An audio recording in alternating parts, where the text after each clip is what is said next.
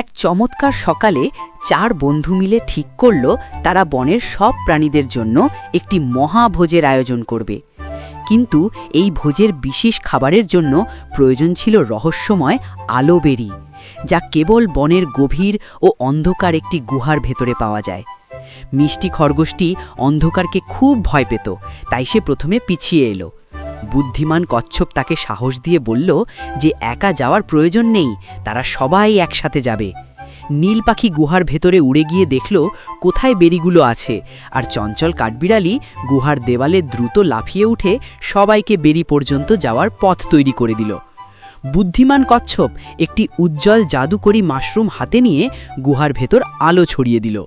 সবার সাহচর্যে মিষ্টি খরগোশ শেষ পর্যন্ত গুহার ভেতর থেকে জাদুকরী বেরিগুলো পেড়ে নিয়ে এলো। তারা সবাই মিলে বনের সব প্রাণীদের সাথে সেই ভোজ উপভোগ করল। তারা শিখল যে বন্ধুরা পাশে থাকলে যে কোনো ভয়কে জয় করা সম্ভব।